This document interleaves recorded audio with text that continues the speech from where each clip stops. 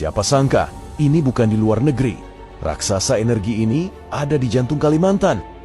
Inilah RDMP Balikpapan, kilang terbesar Indonesia yang mampu mengolah 360.000 barel minyak per hari.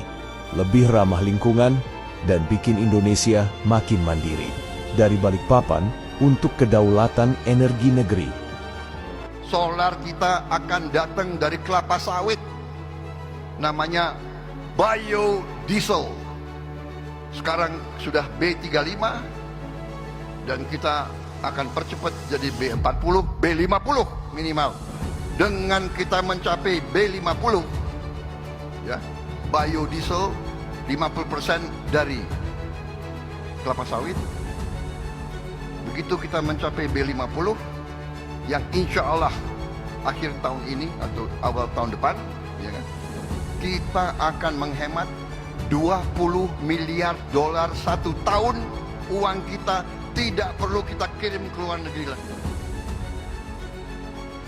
Selama ini, kita seringkali terpesona oleh gemerlap menara kembar Petronas yang mentereng. Namun di balik kemegahan itu, tersimpan kenyataan pahit bahwa produksi minyak domestik Malaysia sedang berada di ambang kejatuhan. Karma Energi nampaknya sedang menghampiri negeri jiran tersebut karena mereka terlalu terlena dengan status quo dan lupa bahwa cadangan minyak tidaklah abadi.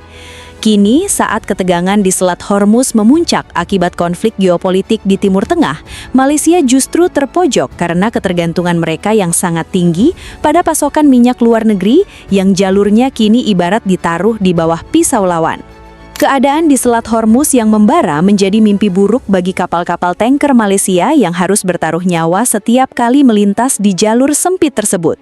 Sementara mereka sibuk berdiplomasi dengan rasa cemas, kilang-kilang mentereng di Malaysia terancam berhenti beroperasi karena kekurangan bahan baku mentah yang disandra oleh situasi dunia. Inilah titik balik yang memperlihatkan betapa rapuhnya kedaulatan energi sebuah negara yang hanya mengandalkan gengsi tanpa kemandirian infrastruktur hilir yang kuat di rumah sendiri.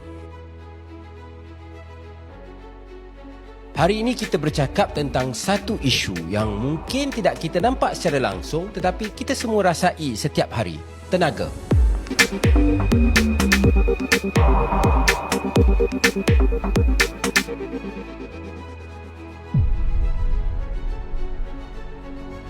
Perang geopolitik yang melanda Timur Tengah telah menggoncang ekonomi dunia, tidak terkecuali negara kita Malaysia. Kesannya, bila harga minyak naik, bila bil elektrik meningkat, bila kos pengangkutan melambung, semua akhirnya sampai ke satu tempat, poket kita sebagai rakyat Malaysia. Kerajaan bertindak dengan merancang pelan pemulihan, penyelarasan sementara. Pemberian budi 95 telah pun dikurangkan kuota liter dan lebih bersasar. Nak elak guna minyak dan kereta, kerajaan sarankan bekerja dari rumah BDR. Tapi persoalannya, sampai bila dan mampukah kita bertahan? Rata-rata naratif keresahan rakyat negara kita kan pengeluar minyak. Kita ada minyak, kita ada gas, kita kaya dengan sumber asli. Namun mengapa rakyat masih terasa tekanan? Adakah ini satu krisis tenaga ataupun krisis dasar? Dan paling penting, siapa sebenarnya yang menanggung kos tenaga di negara kita? Jika krisis tenaga ini berterusan, apakah satu kebenaran pahit lagi seram yang rakyat Malaysia perlu terima? Persoalannya, mampukah kita semua terima? Tenaga bukan sekadar isu teknikal, ia adalah isu ekonomi dan akhirnya isu kehidupan rakyat. Mungkin persoalan paling besar bukan sama ada kita ada tenaga, tapi sama ada kita bersedia untuk membayar harga sebenar. Hari ini, bersama kita seorang pakar ekonomi yang berada di tengah-tengah antara data dan realiti, Intan Nadia Jalil, yang pernah berkhidmat dengan pelbagai bank dan juga agensi antarabangsa dan tempatan. Berbanding terbalik dengan tetangga yang mulai pusing tujuh keliling, Indonesia justru sedang melakukan aksi balas dendam infrastruktur secara besar-besaran. Proyek raksasa RDMP di Balikpapan dan Balongan kini telah menjelma menjadi monster energi yang siap mengolah ratusan ribu barel minyak per hari, membuktikan bahwa sindiran sebagai negara importir abadi sudah tidak lagi relevan. Indonesia kini bukan lagi sekedar pasar yang bisa didikte, melainkan mulai merayap menjadi pemain utama yang menentukan arah harga dan pasokan energi di kawasan Asia Tenggara. Strategi cerdik Indonesia dalam membangun kilang-kilang canggih yang mampu mengolah berbagai jenis minyak mentah dari berbagai belahan dunia membuat kita tidak lagi bergantung pada jalur maut Selat Hormuz. Dengan kemampuan kilang omnivora ini, Indonesia memiliki fleksibilitas luar biasa untuk mencari pasokan dari Afrika hingga Amerika, sebuah keunggulan yang tidak dimiliki oleh kilang-kilang konvensional milik tetangga. Kita sedang membangun benteng pertahanan energi yang kokoh, memastikan bahwa ketika dunia sedang dilanda kiamat energi, lampu-lampu di rumah rakyat Indonesia akan tetap menyala dengan terang. Tidak hanya Malaysia, Singapura pun kini mulai berkeringat dingin melihat dominasi mereka sebagai hub energi regional mulai digerogoti oleh kekuatan baru dari selatan. Selama puluhan tahun mereka menikmati keuntungan dari minyak mentah kita yang dimasak di kilang Jurung. Namun kini Indonesia telah memiliki dapur sendiri yang jauh lebih canggih dan efisien. Hubungan ketergantungan yang timpang itu kini telah berakhir, dan Singapura dipaksa menyaksikan pelanggan VIP terbesarnya perlahan pergi untuk mandiri dan bahkan mulai menantang balik dominasi pasar mereka. Keunggulan mutlak Indonesia semakin nyata dengan penguasaan sektor bioenergi melalui program B35 hingga B50 yang memanfaatkan kekayaan kelapa sawit domestik secara agresif. Saat negara lain gemetar melihat harga minyak dunia melonjak akibat sabotase di Selat Hormuz, Indonesia dengan tenang memeras emas hijau dari buminya sendiri sebagai alternatif bahan bakar yang tak terbatas. Malaysia mungkin memiliki sawit yang sama banyaknya, namun mereka tidak memiliki nyari dan kecepatan eksekusi yang sama, sehingga mereka tetap terjebak dalam dilema antara subsidi yang mencekik atau inflasi yang tak terkendali.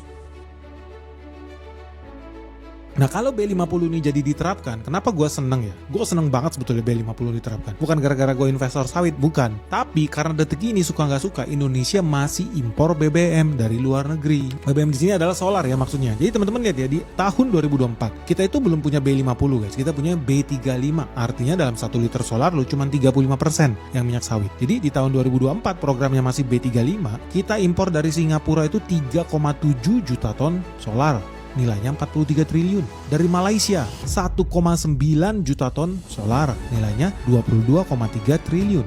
Nah, kalau di total nih dari banyak negara kita impor di 2024, total impor solar kita itu 7,1 juta ton. Negara kita hilang 84 triliun. Dan tentunya kita beli itu bukan dalam rupiah tapi dalam dolar. So, tahun 2024 programnya masih B35, kita wajib impor 7,1 juta ton solar. Move on dong ke tahun 2025. B35 dinaikin jadi B40.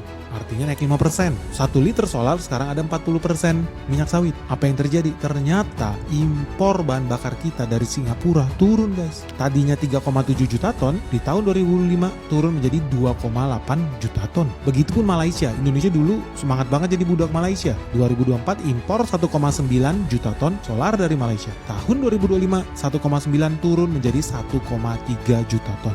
Dari sini udah bisa lihat ya, wah gila, dari dua negara ini aja udah turunnya drastis loh. Gara-gara Indonesia naikin 5% minyak sawitnya. Tadinya B35 ke B40. Tadinya impor kita 7,1 juta ton di tahun B35 2024. Tahun 2025 berubah jadi 5,2 juta ton. Signifikan, dari 7,1 juta ton ke 5,2 juta ton. Artinya kita bisa hemat lebih dari 1,8 juta ton solar guys. Sebis sedikit. Dari segi rupiah kita juga bisa hemat divisa triliunan. Karena Indonesia menghemat lebih dari 26 triliun loh, cuma dengan selisih 5%. Wih, menarik ini guys. Indonesia bisa-bisa merdeka nih dari jajahan Singapura dan Malaysia. Lu setuju nggak? Pada akhirnya, roda nasib memang sedang berputar dan menunjukkan siapa yang sebenarnya layak menyandang gelar Raja BBM baru di Asia Tenggara.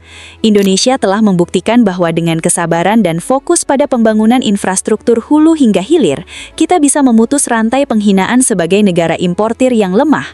Biarlah tetangga bangga dengan menara-menara tingginya yang hanya bagus untuk berfoto, karena bagi bangsa yang besar, kedaulatan sejati ada pada asap kilang yang terus mengepul dan keberanian untuk menentukan masa depan energinya di atas kaki sendiri.